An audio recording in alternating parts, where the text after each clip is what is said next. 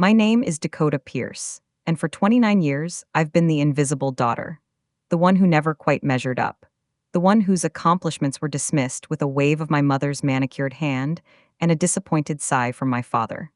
But sometimes, the people who underestimate you the most are the ones who end up being shocked the hardest. This is the story of how my parents' constant mockery backfired in the most spectacular way possible. The golden child versus the disappointment asterisk. I'm sitting in my corner apartment right now, looking out at the city skyline, and I can't help but smile at the irony of it all. But let me take you back 6 months when everything was different. When I was still the family disappointment who threw her life away by moving to Seattle instead of staying in our small Ohio hometown. The Pierce family has always had a hierarchy, and I've always been at the bottom. My older brother Cameron, he's the golden child. MBA from Northwestern, corner office at a Fortune 500 company, married to his college sweetheart Jessica with their two perfect kids in their perfect suburban house. Then there's me, the black sheep who dared to follow her own path. I remember the exact moment I realized I'd never be good enough for them. I was 12 years old, standing in our living room holding my acceptance letter to the state gifted program. I was so proud, so excited to share the news. But before I could even finish reading it aloud, my mother cut me off. That's nice, honey, but Cameron just made varsity football as a freshman. Isn't that more impressive? Even then, at 12, something inside me broke a little, but I kept trying. I kept achieving, kept hoping that maybe this time, this accomplishment would be the one that made them proud. Valedictorian?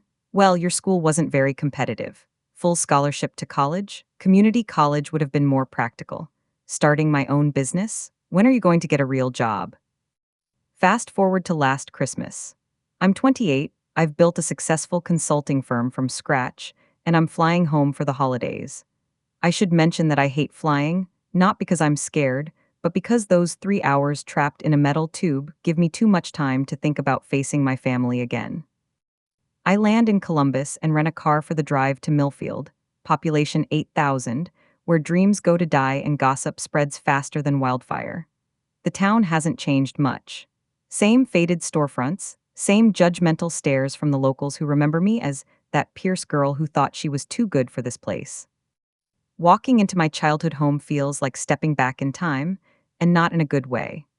The same beige walls, the same family photos lining the hallway, photos where I'm either missing entirely or positioned slightly apart from the rest of the family, like I'm photobombing my own life. My mother, Patricia, greets me with her signature combination of a weak hug and a backhanded compliment. Dakota, you look different. Have you been eating enough? You look thin. Or maybe it's just that those city clothes don't suit you. Thanks, Mom. Nice to see you too. Cameron arrives an hour later with Jessica and their kids, and suddenly the house comes alive in a way it never did for my arrival. There's genuine laughter, excitement, questions about their lives that go beyond surface-level pleasantries. I watch my parents transform into different people, warm, interested, proud. People I rarely got to see growing up. Dinner is where things really start to go downhill. We're sitting around the same wooden table where I ate cereal alone most mornings because my parents were already at work, and Cameron regales everyone with stories from his latest business trip to Tokyo. The hotel suite was incredible, he says, cutting into his prime rib. Floor-to-ceiling windows overlooking the city. The company spared no expense. My father, Robert, practically beams with pride. That's what happens when you work for a real company, son. They take care of their valuable employees. I take a sip of wine and try to stay neutral. I've learned over the years that engaging in these conversations only leads to pain. But my mother can't resist taking a dig. Speaking of work, Dakota, are you still doing that consulting thing? The way she says consulting thing makes it sound like I'm running a lemonade stand. Yes, I am. Business is actually going really well. I just signed 3 new clients this quarter, and I'm looking at expanding. That's nice, she interrupts, not even looking up from her mashed potatoes. But when are you going to settle down, get a stable job, maybe meet a nice man? Here we go, the holy trinity of disappointment. Unstable career, unmarried status, and geographic distance from the family. Cameron jumps in because of course he does. You know, Dakota, There might be some entry-level positions opening up at my company. I could put in a word for you. It would mean moving back to Chicago, but at least you'd have job security. Entry level, I've been running my own business for 4 years, managing a team of 6 employees, and my older brother is offering to help me get an entry level position. The condescension is so thick I could cut it with a knife. Thanks, but I'm happy with what I'm doing, I say, keeping my voice steady. My father sets down his fork and fixes me with that look, the one that says he's about to deliver some tough love that's heavy on the tough and light on the love. Dakota, at some point you need to face reality. This whole independent woman thing is fine as a phase, but you're almost 30. You can't keep playing pretend forever. Playing pretend. As if my business, my clients, my success, none of it matters because it doesn't fit their narrow definition of achievement. I'm not playing pretend, Dad. I own a legitimate business. Do you own property? My mother asks suddenly. Cameron and Jessica just put an offer on a second home in Michigan, Lake House, very exclusive neighborhood. I should mention that my parents are obsessed with property ownership. In their minds, if you don't own real estate, you're basically homeless. It doesn't matter that I've chosen to rent because it gives me flexibility, or that my rent-controlled apartment in a prime Seattle neighborhood would cost 3 times as much to buy. Renting equals failure in their book. I rent, I say simply. The look that passes between my parents could freeze hell over. It's the same look they gave me when I told them I was dropping my pre-med program to study business. Pure disappointment mixed with barely concealed embarrassment. Still renting, my mother sighs dramatically. At your age, Cameron already owned 2 properties. Different markets, I try to explain. Seattle real estate is expensive because you chose to live somewhere impractical, my father finishes. If you'd stayed closer to home, you could have built some actual equity by now instead of throwing money away on rent. Cameron nods sagely, as if he's some kind of real estate guru instead of someone who inherited his down payment from our grandmother. Dad's right. Rent is just money down the drain. No investment, no future security. I want to scream. I want to tell them that my business is worth more than both their houses combined. I want to explain that I have more liquid assets than they could dream of. But I've learned that defending myself only gives them more ammunition. Instead, I excuse myself to help with dishes, where my mother continues her assault on my life choices. You know, Mrs. Henderson's daughter just bought a beautiful condo in Columbus. She's your age, but she has her priorities straight. Stable job at the bank, nice boyfriend who's a dentist. I scrub a plate harder than necessary, good for her. I just don't understand why you insist on making things so hard for yourself. Living in that expensive city, renting instead of owning, running around playing businesswoman instead of finding a nice man and settling down. Playing businesswoman. There it is again, the implication that my career is just an elaborate game I'm playing instead of real work. I like my life, Mom. She hands me another plate, shaking her head. Liking something and it being good for you are 2 different things, sweetie. Sometimes we have to make sacrifices for our future. The rest of the weekend follows the same pattern. Every conversation somehow circles back to my failures as a daughter, a woman, and a functioning adult. When I mention that I'm considering moving to a bigger apartment, my mother literally laughs. Another rental, I assume? Dakota, at some point you need to understand that renters are just temporary. They're not really part of the community. Property owners are the ones who matter, the ones who have a real stake in things. I bite my tongue so hard I taste blood. The final straw comes Sunday morning. I'm packing my suitcase when I overhear my parents talking in the kitchen. I worry about her, my mother is saying. 30 years old and still living like a college student, renting apartments, bouncing from city to city with that silly consulting business. It's embarrassing, my father agrees. Bob Williams asked me at church what Dakota does for work, and I honestly didn't know how to explain it. At least when someone asks about Cameron, I can say he's an executive. Maybe we should stage an intervention, my mother suggests. Get Cameron to talk to her seriously about coming home and finding a real job. An intervention, for the crime of being successful in a way they don't understand. I finish packing in silence, say my polite goodbyes, and drive back to Columbus with tears streaming down my face. 3 days of subtle and not so subtle criticism have left me feeling like I'm 12 years old again, holding that acceptance letter and waiting for praise that never comes. But as I'm sitting at my gate, waiting for my flight back to Seattle, something shifts inside me. I'm tired of being dismissed. I'm tired of being treated like my achievements don't matter. I'm tired of being the family disappointment when I've worked twice as hard as Cameron for half the recognition. That's when I make the decision that changes everything. I pull out my phone and start researching property management companies in Seattle. Not because I want to buy something to prove my parents wrong, but because I've been thinking about diversifying my investments for months. Maybe it's time to stop just thinking and start doing. I spend the entire flight home researching real estate markets, investment properties, and rental yields. By the time I land in Seattle, I have a plan. Not to prove anything to my parents, but to secure my own future on my own terms. But if that plan happens to involve a little poetic justice along the way, well, that's just a bonus. When family gatherings become battlegrounds asterisk. 3 months after that disastrous Christmas visit, I'm knee-deep in property research when my phone buzzes with a text from Cameron. Family dinner at mom and dad's next weekend. Jessica's pregnant again. Hope you can make it. I stare at the message, my stomach already knotting with anxiety. Another family gathering means another opportunity for my parents to remind me of all the ways I'm failing at life. But it's also Jessica's pregnancy announcement, and despite everything, I do love Cameron. We used to be close before life and family dynamics drove a wedge between us. I text back, "Congratulations, I'll try to make it." The flight to Columbus feels longer this time, probably because I'm dreading what's waiting for me. I've spent the last few months building my real estate portfolio, and I'm excited about my progress, but I know better than to share that excitement with my family.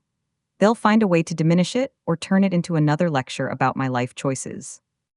I arrive at my parents' house Saturday afternoon to find Cameron and Jessica already there, along with their kids, Aiden and Mia.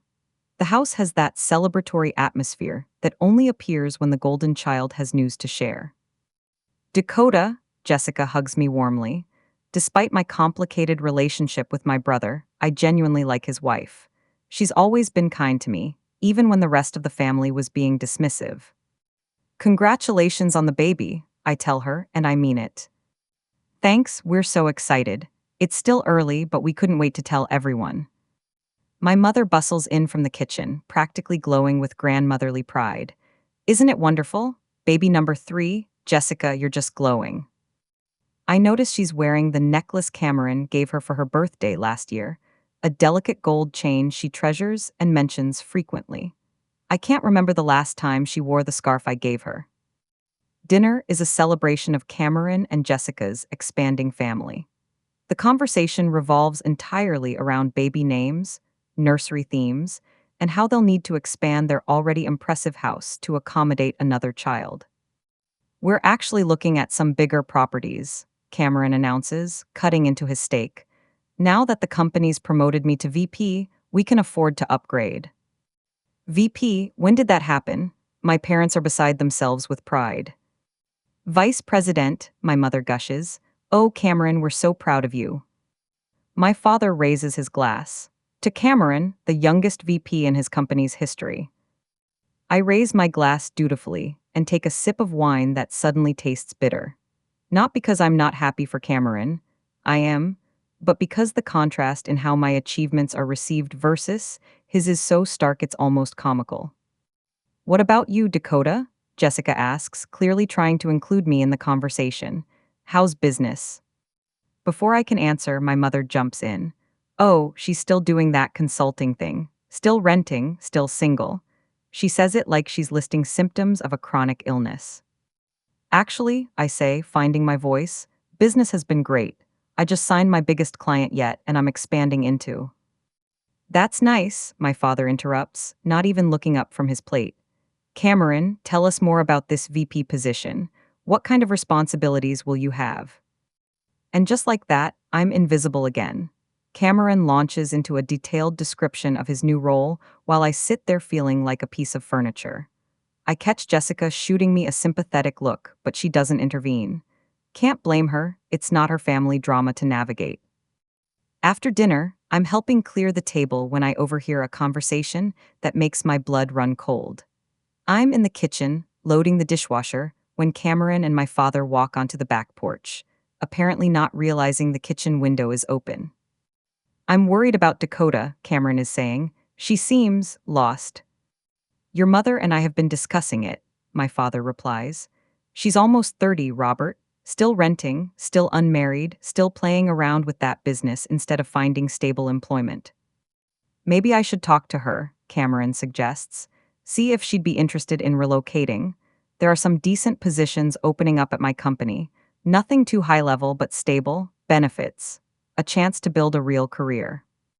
Nothing too high level.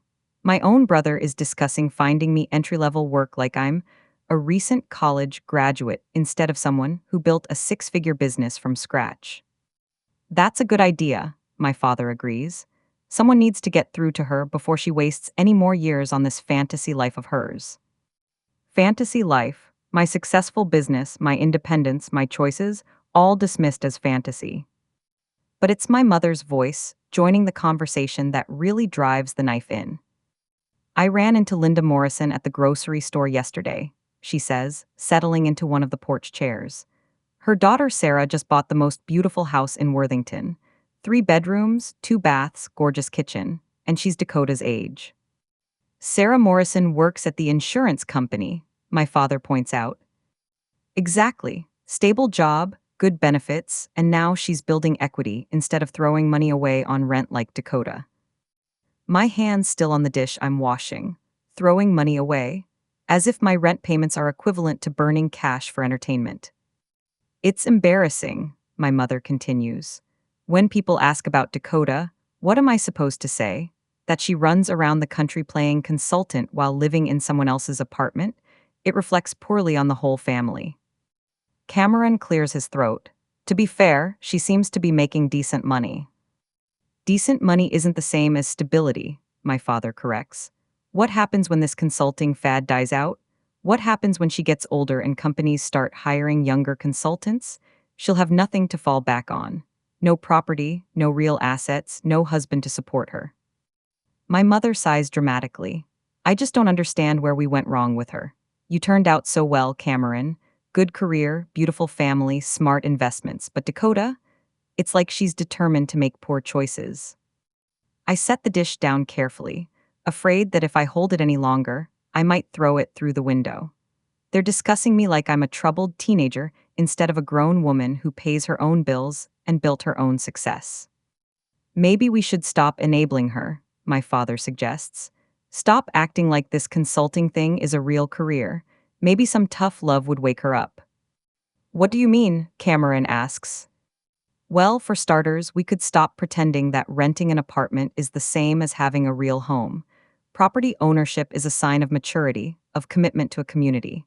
Renters are just temporary. They're not really invested in anything. There's that word again. Temporary. Like my entire life is just a placeholder until I come to my senses and start living the way they think I should. I worry she'll end up alone, my mother adds softly. No husband, no children, no real home, just bouncing from rental to rental until she's too old to change course. I've heard enough. I quietly finish the dishes and slip upstairs to my old bedroom, the one that was converted into a home office within 6 months of my moving out, because apparently even my childhood space wasn't worth preserving. I sit on the narrow twin bed that replaced my double and try to process what I just heard. My family doesn't just disapprove of my choices, they're actively embarrassed by me. They see my independence as immaturity, my success as a phase, my life as a cautionary tale. The worst part is Cameron's involvement. Growing up, he was my protector. When kids at school picked on me for being different, he stood up for me. When I was struggling with math, he helped me with homework. But somewhere along the way, he stopped seeing me as his little sister and started seeing me as the family disappointment. I barely sleep that night. Every time I close my eyes, I hear their voices discussing my fantasy life and my need for tough love. By morning, I've made a decision that will change everything, though I don't know it yet. Sunday morning, over pancakes that taste like cardboard in my mouth, my mother brings up the subject I've been dreading. Dakota, honey, we need to have a serious conversation about your future. Here it comes, the intervention they discussed at Christmas. Your father and I have been talking, and we're concerned. You're approaching 30, and you still don't have any real stability in your life. Mom, I have a successful business. Consulting isn't a career, it's a gig, my father interrupts. What you need is a real job with real benefits and real security. Cameron leans forward, putting on his big brother voice. I've been thinking, Dakota. There might be some opportunities at my company. Nothing too ambitious to start with, but a chance to build something solid. Nothing too ambitious. From the brother who used to tell me I could do anything. I appreciate the offer, I say carefully, but I'm happy with my current situation. My mother's face hardens. Happy isn't the same as wise, Dakota. You're living in a fantasy where you can just drift from place to place, renting apartments, playing at being a businesswoman. But real life requires roots, property, stability. I am stable.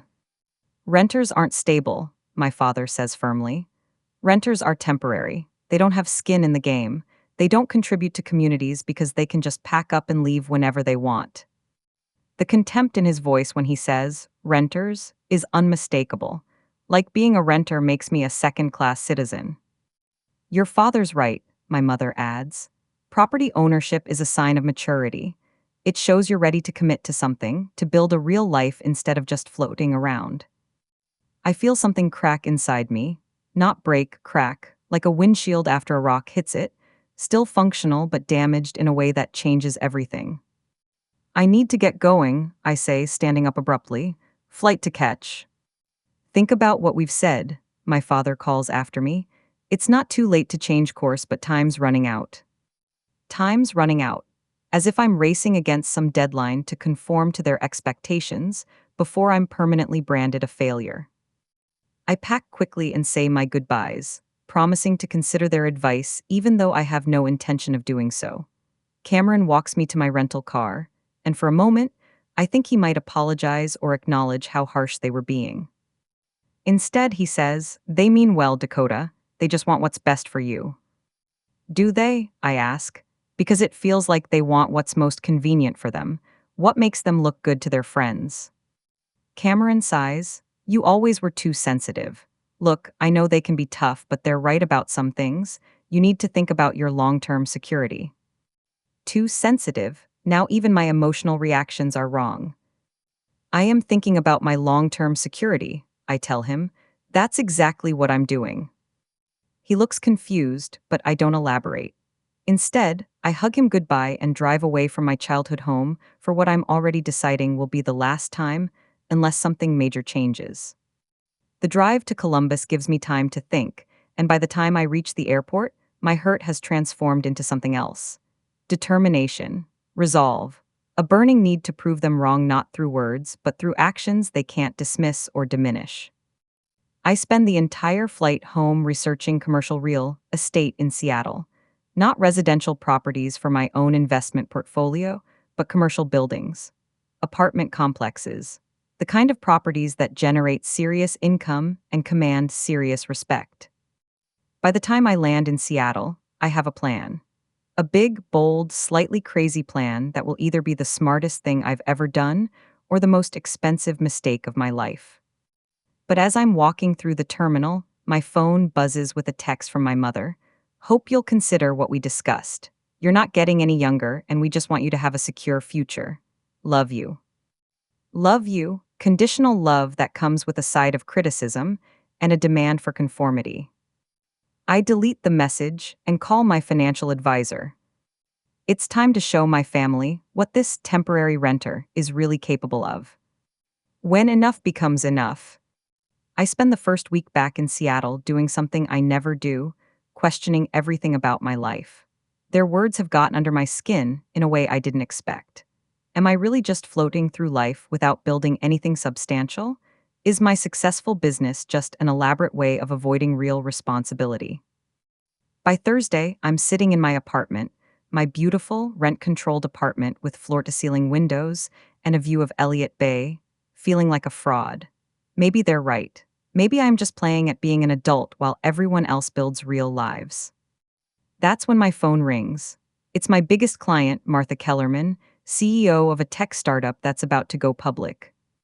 Dakota, I need you in my office tomorrow morning. We're accelerating the IPO timeline, and I need your team to handle the transition planning. This is it, the kind of opportunity that could cement my reputation and potentially double my company's revenue. The kind of success that should have me celebrating. Instead, I hear my mother's voice. When are you going to get a real job? I'll be there, I tell Martha, but my enthusiasm feels forced. The next morning, I'm in Martha's corner office overlooking downtown Seattle, surrounded by executives who are treating me as an equal, asking for my expertise, implementing my recommendations. This is $1 million project, and they trust me to handle it. But all I can think about is my father saying, "Consulting isn't a career, it's a gig." After the meeting, Martha pulls me aside. "Dakota, I have to ask, are you okay? You seem distracted." I force a smile, just tired, big week. She studies my face with the shrewd intelligence that made her a successful CEO. "You know, when I started this company, my family thought I was crazy. My father kept asking when I was going to get a real job and stop playing around with computers. The similarity hits me like a punch to the gut. The thing is," Martha continues, "family can be our biggest supporters or our biggest saboteurs. Sometimes they're so invested in their version of our success that they can't see the success we've actually achieved." I nod, not trusting my voice.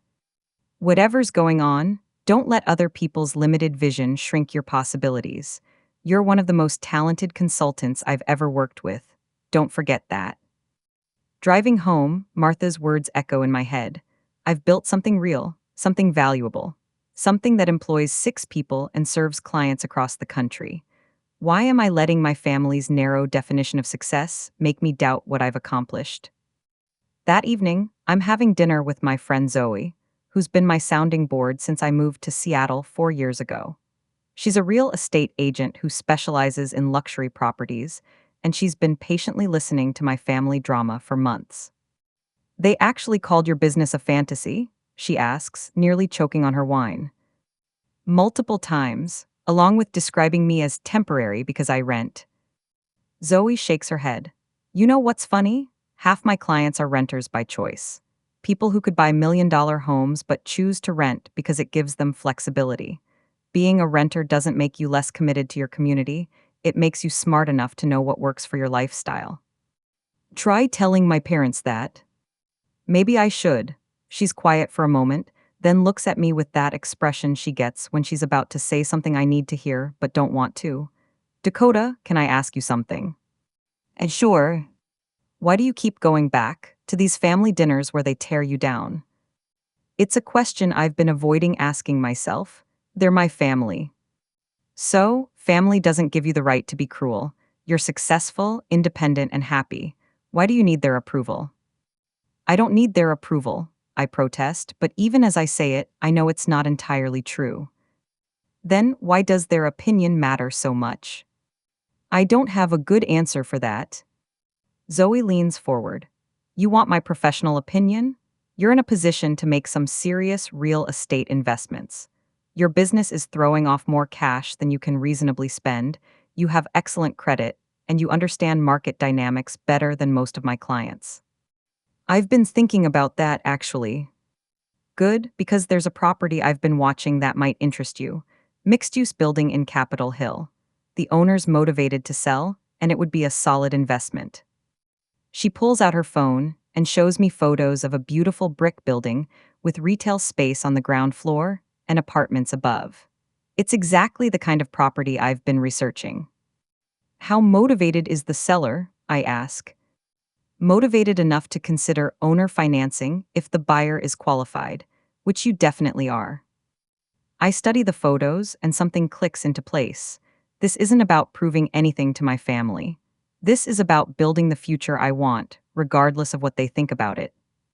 Can you get me more details? I'll have a full package to you by tomorrow morning. That night, I lie awake thinking about Martha's words, Zoe's questions, and my family's dismissive comments. I've been living my life in reaction to their expectations, either conforming to them or rebelling against them. But what if I stopped caring about their expectations altogether? What if I just focused on building the life I actually want? The next morning, Zoe's email is waiting in my inbox with detailed information about the Capitol Hill property. It's perfect, a well-maintained building in a desirable neighborhood with reliable tenants and room for improvement. The numbers work, the location is ideal, and the seller is indeed motivated. I spend the weekend running the numbers, researching comparable properties, and imagining myself as a property owner. Not to prove anything to my parents, but because it's a smart investment that aligns with my goals. Monday morning, I call Zoe. I want to make an offer.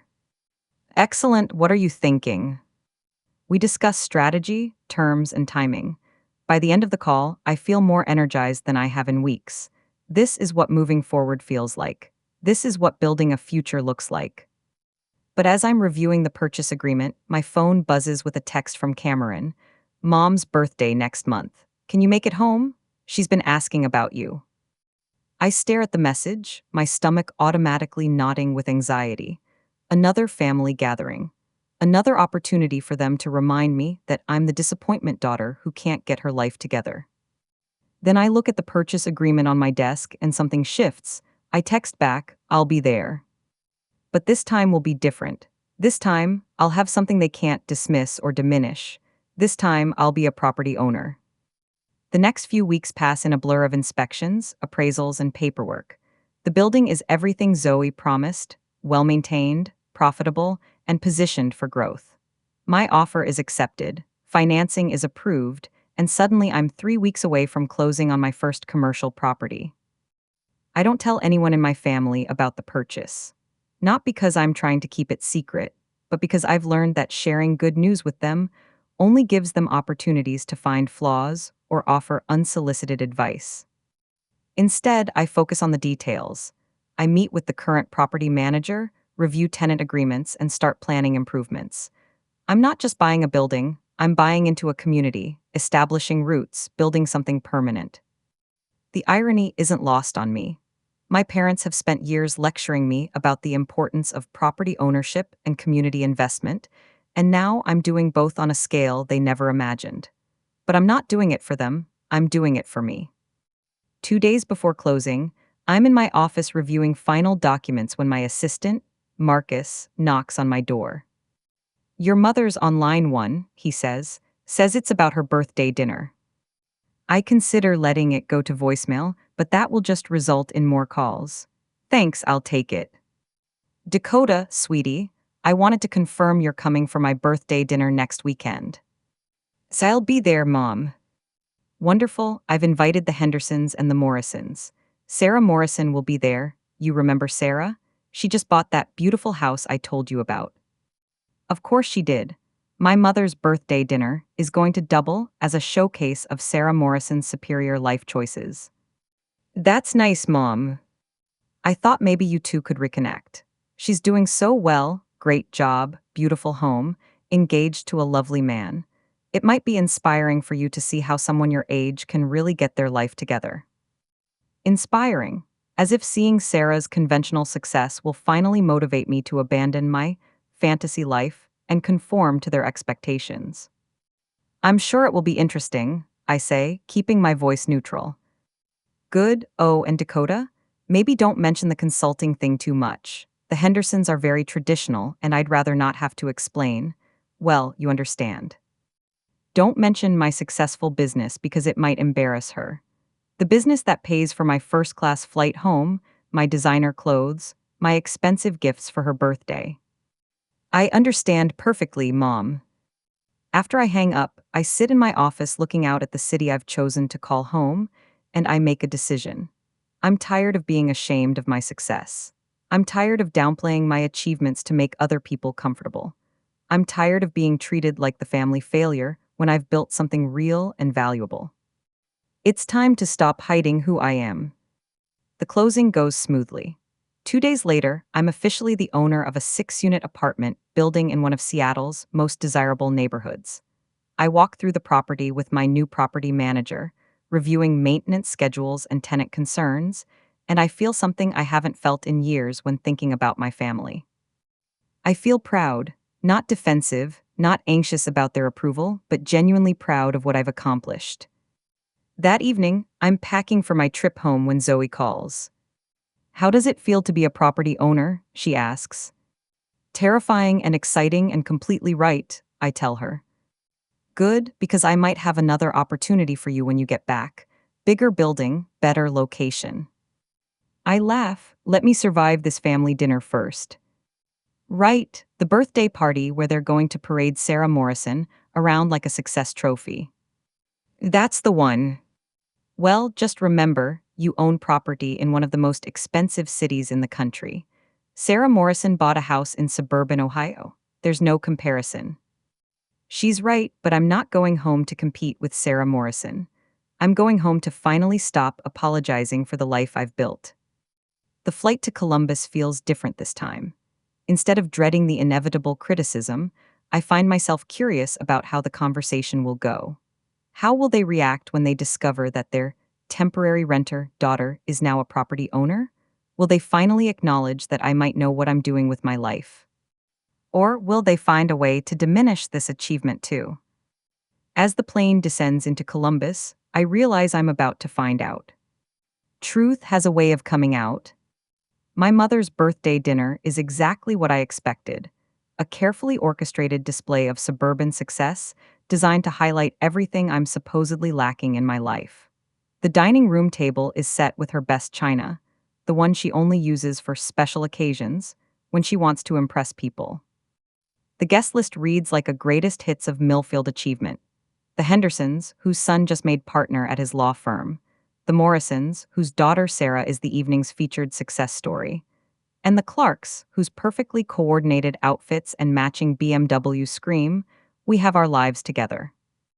I arrive fashionably late, a habit I picked up in Seattle that drives my punctuality-obsessed mother crazy, wearing a designer dress that cost more than most people's mortgage payments. Not because I'm trying to show off, but because looking good gives me armor against the subtle attacks I know are coming. "Dakota," my mother exclaims, kissing my cheek, "you look expensive." There it is, even compliments come with barbs. "Happy birthday, Mom." I hand her the gift I picked out, a beautiful silk scarf from a boutique in Pike Place Market. She unwraps it with the kind of polite enthusiasm she reserves for gifts she'll never use. "How lovely, very artistic. Artistic being code for impractical." Cameron and Jessica are already there, along with their kids who are being unnaturally well-behaved for the benefit of the guests. Cameron gives me a hug that feels more like a political gesture than brotherly affection. "Glad you could make it," he says. "How was the flight?" "Fine, first class makes everything easier." He raises an eyebrow. "First class, business must be good." "It is, actually." Before he can respond, my mother swoops in to introduce me to the assembled guests, most of whom I remember from various church functions and community events throughout my childhood. "Everyone, you remember Dakota. She's our entrepreneur." Entrepreneur in air quotes, because God forbid she just say, "I run a successful business." The evening proceeds exactly as scripted. Cocktails in the living room where everyone catches up on whose children are doing what, followed by dinner where achievements are discussed in careful detail. Cameron's promotion gets extensive coverage, as does his expanding family and their house hunting adventures. Then it's Sarah Morrison's turn in the spotlight. Sarah looks exactly like what my parents wish I had become: conservatively dressed, conventionally pretty, radiating the kind of satisfied stability that comes from checking all the expected boxes. She works at the local insurance company, stable job, check, recently bought a house in Worthington, property owner, check, and just got engaged to her boyfriend of 3 years who's a dentist, respectable profession, check. "Tell everyone about your new house, Sarah," my mother prompts, as if this conversation isn't completely orchestrated. Sarah launches into a detailed description of her three-bedroom colonial with updated kitchen and finished basement. Everyone makes appropriately impressed noises while I push food around my plate and wonder how long I have to stay to be polite. The best part is the equity, Sarah explains, warming to her topic. Instead of throwing money away on rent, every payment is an investment in my future.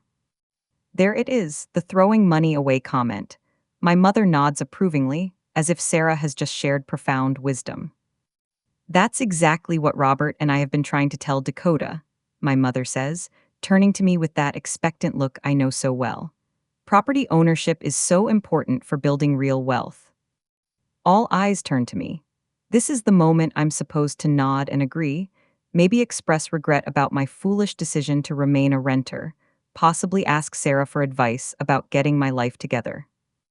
Instead, I take a sip of wine and say, "You're absolutely right. Property ownership is crucial for building wealth." My mother beams, thinking she's finally gotten through to me. "I'm so glad you're starting to see that, sweetheart." "Oh, I've seen that for a while now," I continue. "That's why I just closed on my first commercial property last week." The silence that follows is deafening. Every fork stops mid-bite. Every conversation dies. Even the kids seem to sense that something significant just happened. My father is the first to speak. "What do you mean, commercial property?" "I bought an apartment building in Seattle. 6 units, prime location, excellent rental income." Cameron's fork clatters against his plate. "You bought a building." "Mixed use, actually. Retail on the ground floor, apartments upstairs. It's in Capitol Hill, one of the most desirable neighborhoods in the city." My mother looks like she's trying to process information that doesn't compute. "But you're a renter." "I was a renter, now I'm a landlord." The word landlord seems to hit the table like a physical force. Mrs. Henderson actually gasps. Sarah Morrison looks like she's been slapped. "How?" my father asks, and there's something in his voice I've never heard before. Respect, disbelief, I can't tell. "The same way anyone buys property, Dad. I made an offer, secured financing, and closed the deal." "But the down payment alone must have been?" Cameron trails off, apparently doing math in his head. "Substantial," I agree. "But my business has been very successful. Turns out that consulting thing generates more income than people realize." My mother is staring at me like I've grown a second head. "You never mentioned you were looking at property. You never asked about my business plans. You were too busy telling me I needed to get a real job." The temperature in the room seems to drop 10 degrees. My mother's friends are looking back and forth between us like spectators at a tennis match. "Well," Mrs. Morrison says, clearly trying to salvage the conversation, "that's wonderful, dear. Though I imagine a building in Seattle must be quite expensive compared to our prices here in Ohio." She's fishing for numbers, trying to contextualize my purchase in terms she can understand. "It was a significant investment," I say diplomatically. "But surely not as much as a single-family home in a good neighborhood," Sarah interjects. "I mean, apartment buildings in the city are different from real residential property." There's a subtle dismissiveness in her tone, as if my commercial property is somehow less legitimate than her suburban house. "Different how?" I ask, genuinely curious about where she's going with this. "Well, it's not really a home, is it? It's just business, an investment, not the same as having a real place to build a life." "Ah, so even property ownership can be wrong if it's the wrong kind of property ownership." "You're right," I say. "It's not a home, it's 6 homes, for 6 families who choose to rent because it fits their lifestyle and financial goals." My father leans forward. "What kind of rental income are we talking about?" This is the question I've been waiting for. Gross annual income is around $400,000. Net, after expenses and property management fees, roughly $280,000. The silence returns, but this time it has a different quality. This isn't confused silence, it's stunned silence. Cameron's mouth is literally hanging open. "You're clearing almost $300,000 a year from one building." "That's the plan, though I'm looking at some improvements that should increase the rental values." Mrs. Henderson sets down her wine glass with shaking hands. That's more than my husband makes at the law firm. Commercial real estate can be very lucrative if you buy in the right markets, I explain, enjoying the shocked faces around the table. My mother has gone very quiet. She's staring at me like she's seeing me for the first time. Why didn't you tell us? She asks, and there's something vulnerable in her voice that I wasn't expecting. When would I have told you? In between lectures about getting a real job and settling down, during the discussions about how embarrassing my consulting business is, while you were explaining to your friends that I'm still just a renter who's wasting her life. The hurt in my voice surprises even me. I didn't realize how much their constant criticism had wounded me until I started listing it out loud. My father clears his throat. We never said your business was embarrassing. You said it wasn't a real career. You called it playing pretend. You suggested I needed an intervention to face reality. Cameron shifts uncomfortably. Dakota, we were just trying to. To what? Help me? By constantly telling me I was making poor choices, by dismissing everything I'd accomplished, by treating me like the family failure. The room is so quiet, I can hear the grandfather clock ticking in the hallway. Sarah Morrison, apparently oblivious to the family drama she's walked into, tries to lighten the mood. Well, I think it's wonderful that you're finally getting into property ownership, even if it's not traditional. Finally getting into property ownership.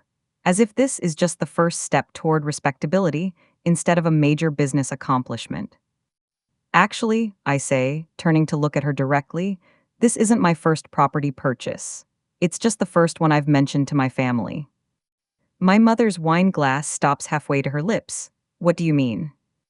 I've been building a real estate portfolio for the past year. This is property number 4. Property number 4, let that sink in. Cameron looks like he's been hit by a truck. 4 properties. 2 residential rentals and 2 commercial buildings. Well, 3 commercial buildings as of last week. My father's face has gone pale. How much are we talking about here, Dakota? In terms of total investment, about $3.2 million. In terms of annual rental income, roughly $850,000 gross. Mrs. Clark actually chokes on her wine. Sarah Morrison's engagement ring suddenly looks very small. $3.2 million, my mother whispers. Plus my business, which is valued at just over $2 million if I wanted to sell it. Which I don't, because it's generating excellent cash flow that funds my real estate investments. I take a sip of wine and let that information settle around the table like fallout from a bomb. So when you say I'm just a renter throwing money away, I continue, what you really mean is that I'm a property owner who chooses to rent her primary residence, because it gives me flexibility to travel for business and freedom to invest my capital in income-generating assets, instead of tying it up in a house I'd only use part-time. The silence stretches on. No one seems to know what to say. Finally, Mr. Henderson speaks up. That's very impressive, Dakota. Very impressive indeed. Thank you. My mother is still staring at me like I'm a stranger. Why didn't you tell us? Because every time I tried to talk about my business or my plans, you changed the subject or found something wrong with them. Because you were so busy being embarrassed by my choices that you never bothered to ask about my successes. Cameron runs his hand through his hair. I had no idea you were doing so well. Because you assumed I wasn't. You offered me entry-level positions at your company because you thought I needed rescuing from my fantasy life. I was trying to help. You were trying to fix what you saw as a problem, but there was no problem to fix. I was already successful, just not in a way you recognized or valued. My father clears his throat. We owe you an apology, Dakota. We clearly underestimated your business acumen. Business acumen? It's the closest thing to praise I've gotten from him in years. I don't need your apology, I say, and I realize I mean it. I needed your support. I needed you to trust that I might actually know what I was doing with my life. I needed you to be proud of me for building something instead of constantly telling me I was failing. My mother's eyes are bright with unshed tears. We are proud of you. Are you, or are you just impressed by the numbers? She doesn't answer, which is an answer in itself. Sarah Morrison, who has been unusually quiet during this exchange, finally speaks up. Well, I still think there's something to be said for traditional stability. Marriage, family, a real home in a good community. Everyone turns to look at her, and I realize she's doubled down on exactly the wrong moment. You're absolutely right, Sarah, I say. There is something to be said for traditional stability, just like there's something to be said for financial independence, entrepreneurial success, and building generational wealth. Different people value different things. But don't you want children, a family? She presses. Maybe someday, but I'm not going to apologize for prioritizing my career and financial security first. Some of us prefer to build a stable foundation before adding other people to the equation.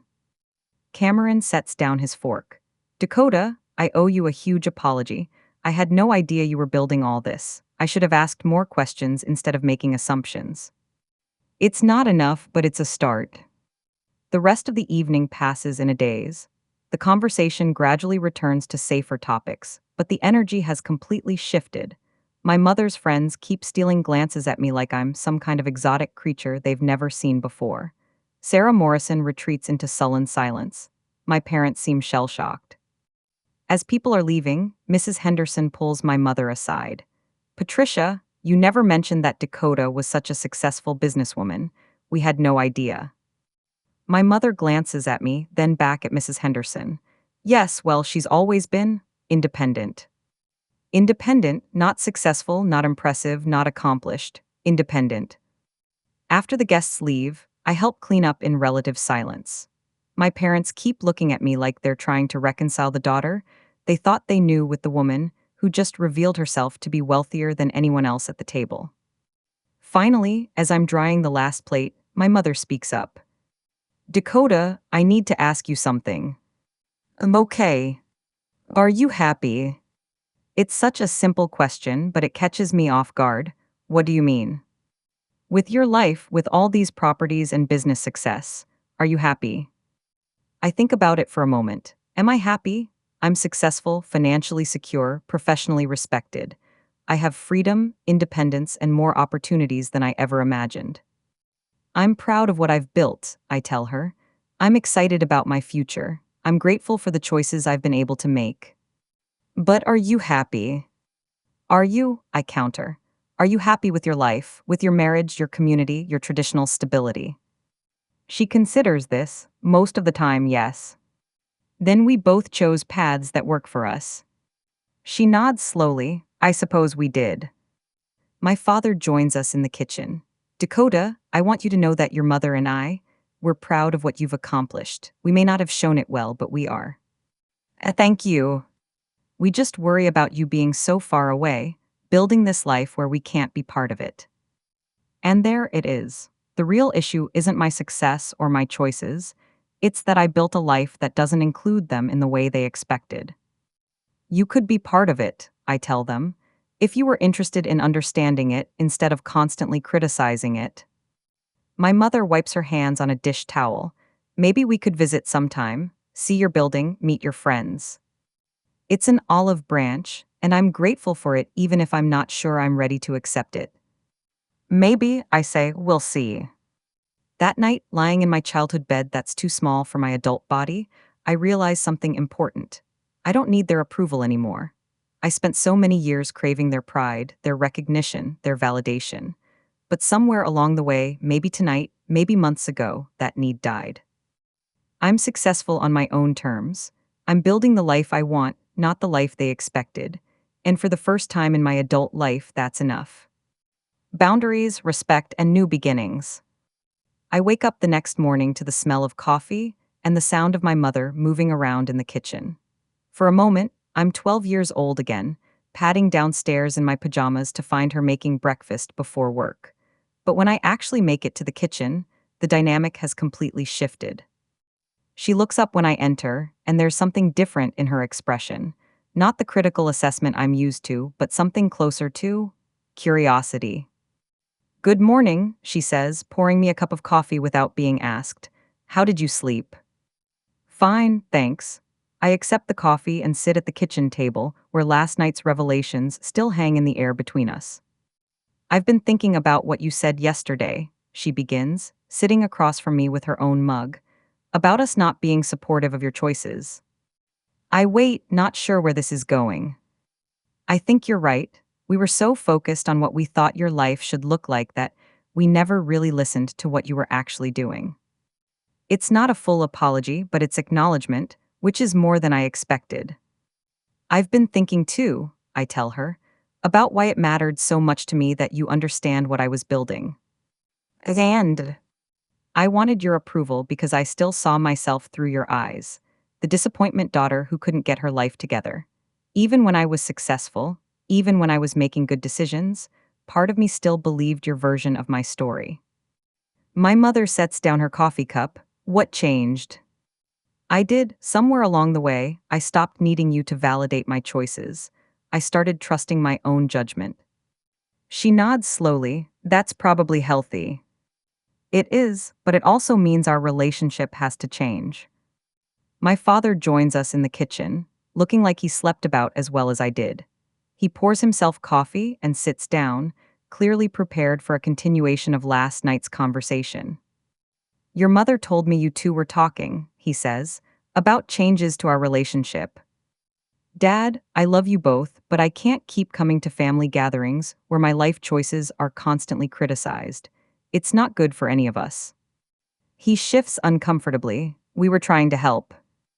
I know, but your help felt like judgment, your concern felt like disappointment, and your advice felt like rejection of everything I'd worked to build. My mother reaches across the table and touches my hand. We never meant it that way. Intent and impact are different things, Mom. You meant to be helpful, but the impact was that I felt unsupported and criticized every time I came home. We sit in silence for a moment, the weight of years of miscommunication settling between us. So what do we do? My father asks. We set some boundaries. If you want me to visit more often, if you want to be part of my life, then my career and my choices are off limits for criticism. You don't have to understand them or agree with them, but you do have to respect them. And if we have concerns, my mother asks, you can share them once, respectfully, and then drop the subject. No more interventions, no more lectures about stability, no more comparisons to other people's children. My father nods slowly. That seems fair. There's something else, I continue. I need you to stop introducing me as your entrepreneur or explaining my business to people like it's something you're embarrassed by. I run a successful consulting firm and own multiple properties. That's not something to downplay or apologize for. My mother looks genuinely surprised. We never thought we were doing that. You were, every time you put air quotes around my job title, every time you redirected conversations away from my work, every time you suggested I needed to find something more stable, you were telling everyone, including me, that my success didn't count. The hurt in my voice surprises all of us. I didn't realize how much those small dismissals had accumulated over the years. We'll do better, my father says, and I can see he means it. I hope so, because I want us to have a good relationship, but it has to be based on mutual respect, not on me conforming to your expectations. My phone buzzes with a text from Zoe. How did the birthday dinner go? Did you survive the Sarah Morrison show? I smile despite myself. I need to get ready for my flight. As I'm packing, my mother knocks on my bedroom door. Can I come in? Of course. She sits on the narrow bed and watches me fold clothes. I have to admit, I'm still trying to process everything you told us yesterday. What part? All of it, the properties, the income, the success. It's like you were living this whole other life that we knew nothing about. I was, because every time I tried to share it with you, you found reasons why it wasn't good enough or sustainable or mature. She's quiet for a long moment. I think we were scared. And of what? Of losing you completely. You moved so far away, built this life we didn't understand. We kept thinking if we could just convince you to come back, to choose something more traditional, we'd have our daughter back. It's the most honest thing she's ever said to me. You never lost me, Mom, but you were pushing me away by constantly trying to change me. I see that now. I zip up my suitcase and sit next to her on the bed. I want you to be proud of me, not proud of who you think I should become, but proud of who I actually am. I am proud of you, she says, and this time I believe her. I'm also intimidated by you, if I'm being honest. Why? Because you built something I don't understand. You took risks I never would have taken. You're successful in ways I can't relate to. That doesn't make it wrong. No, it doesn't. It makes it impressive. Cameron appears in the doorway. Sorry to interrupt. Dakota, can I talk to you before you leave? My mother squeezes my hand and leaves us alone. Cameron sits where she was sitting, running his hands through his hair the way he does when he's nervous. I fucked up, he says without preamble. Yes, you did. I mean, really fucked up. I've been treating you like my little sister who needed protection and guidance, when you've been more successful than I am for years. Different kinds of success, Cameron. No, just success. What you've built is incredible, and instead of celebrating it, I kept offering you entry-level jobs at my company like you were some kind of charity case. I don't argue with him because he's right. I want to understand your business better, he continues. Not to find flaws or offer advice, but because I'm genuinely impressed and I want to know how you did it. I'm okay. And I want to apologize to Jessica and the kids for the way we've talked about you. They should know their aunt is a badass businesswoman, not the family disappointment. This actually makes me smile. They think I'm the family disappointment. We all did, which says more about our limited perspective than your actual life. He's quiet for a moment, then looks at me seriously. Dakota, I need you to know that I'm proud to be your brother. I'm sorry it took me this long to say that. It's the closest thing to a real apology I've gotten from anyone in my family, and it means more than I expected. Thank you. Can we start over, as adults who respect each other's choices? I'd like that. The drive to Columbus gives me time to process the last 24 hours. Something fundamental has shifted in my family dynamic, and I'm not entirely sure what comes next. But for the first time in years, I feel like there might be a path forward that doesn't require me to choose between my family and my authentic self. On the plane home, I draft an email to my team about the new properties I'm considering. Martha was right. I can't let other people's limited vision shrink my possibilities. My family's finally seeing me clearly, but more importantly, I'm seeing myself clearly. I'm not the family disappointment. I never was.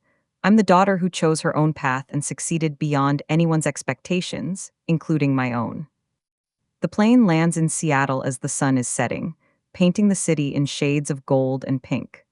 As we taxi to the gate, I look out at the skyline I've chosen to call home, at the neighborhood where I own property, at the life I've built from scratch. My phone buzzes with a text from Zoe. Welcome home, property mogul. Ready to look at that new building I mentioned. I text back, more ready than ever. As I'm walking through the terminal, another text comes in, this one from my mother. Safe travels, we love you and we're proud of the life you've built. Mom and Dad. I stop walking and stare at the message. It's the first time they've said they're proud of the life I've built, not the life they wanted me to build. I text back, love you too. And I mean it. 6 months later, I'm standing in the lobby of my newest acquisition, a 12-unit apartment building in Queen Anne, when my phone rings. It's Cameron. Hey, how's the real estate mogul today? Tired but happy, just finished a walkthrough of the latest property. How are Jessica and the kids? Good, actually, that's why I'm calling. We're planning a trip to Seattle next month, and Jessica wants to see your buildings. She's thinking about getting her real estate license, and she'd love to pick your brain about property investment. I smile. 6 months ago, my family saw me as the failure who couldn't get her life together. Now they're asking for business advice. I'd love to show her around. Fair warning though, I might put her to work. I need someone to help me evaluate properties in the Chicago market. You're expanding to Chicago. I'm expanding everywhere. Turns out this consulting business generates more investment capital than I can deploy locally. He laughs. I still can't believe how wrong we were about you. You weren't wrong about me. You were wrong about what success looks like. After we hang up, I walk through the building, checking on maintenance issues and reviewing tenant feedback. This isn't the life my parents envisioned for me, but it's the life I chose. And for the first time in my adult life, those two things don't have to be in conflict. My phone buzzes with an email from a potential client in Austin who found my company through a referral from Martha. The project could be worth $500,000 in consulting fees, which would fund my next property purchase. As I'm reading through the proposal, I think about that family dinner 6 months ago when Sarah Morrison lectured me about the importance of traditional stability. She's probably planning her wedding now, focused on creating the perfect suburban life that my parents always wanted for me. There's nothing wrong with that choice, but it's not my choice. My choice is this: buildings that house dozens of families, a business that employs talented people and serves companies across the country, investments that will generate income for decades. My choice is independence, growth, and the freedom to build something lasting on my own terms. I think about 12-year-old Dakota, standing in her living room with that acceptance letter, waiting for praise that never came. I wish I could tell her that she doesn't need their approval to be worthy. I wish I could tell her that she'll build something amazing, something they couldn't even imagine. But maybe she already knew that. Maybe that's why she kept trying, kept achieving, kept building despite their criticism. Maybe that's why I'm standing in the lobby of my own building, in the city I chose, living the life I designed. My phone rings again, this time it's my mother. Dakota, honey, I hope I'm not catching you at a bad time. Not at all, Mom, what's up? I was talking to Mrs. Henderson at church today, and she mentioned that her nephew is looking for business consulting help. His company is expanding, and he needs someone with your expertise. My mother is referring business to me. 6 months ago, she was embarrassed to explain what I did for work. Now she's actively promoting my services. I'd be happy to talk to him, have him send me an email with the details. I will. Oh, and Dakota, I was wondering, would it be possible for your father and me to visit next month? We'd love to see your properties, meet your friends, get to know this life you've built. I look around the lobby, at the original hardwood floors I'm having restored, at the vintage light fixtures I've had rewired, at the mailboxes with my tenants' names. This building, like all my properties, represents choices. My choices. I'd love that, Mom. I'd really love that. After we hang up, I walk outside and look up at the building that now bears my name on the ownership documents. It's not the biggest building in the neighborhood, but it's mine. Just like the business I built, the team I assembled, and the life I created. I used to think success meant gaining my family's approval. Now I know success means something different. It means building a life so authentic and fulfilling that other people's approval becomes irrelevant. It means being proud of your choices, even when they don't make sense to anyone else. It means owning your power, literally and figuratively. It means never again apologizing for being exactly who you're meant to be. 6 months ago, I was the family disappointment who threw her money away on rent. Today, I own 4 commercial properties worth over $5 million, run a consulting firm that serves Fortune 500 companies, and employ 12 people across 2 cities. More importantly, I've learned something that no amount of real estate can teach you. Your worth isn't determined by other people's understanding of your choices. Your success isn't diminished by other people's limited vision of what success should look like. And sometimes, the people who underestimate you the most are the ones who end up learning the most from watching you succeed. My parents still don't completely understand the life I've built, but they respect it now, and they respect me. That's enough. Actually, it's more than enough, it's everything. So let me ask you this. Have you ever had someone in your life constantly question your choices, dismiss your dreams, or make you feel like you needed to prove yourself worthy of their approval? Maybe it's family, maybe it's friends, maybe it's colleagues who can't see past their own definition of success. If this happened to you, if people you loved kept treating your achievements like they didn't matter, would you stay silent, or would you fight back? Would you keep trying to win their approval, Or would you focus on building something so undeniably successful that their opinions became irrelevant? Tell me in the comments, what's the biggest risk you've taken that others didn't understand, and how did it turn out? Remember, your life is yours to build. Don't let anyone else's blueprint limit your possibilities.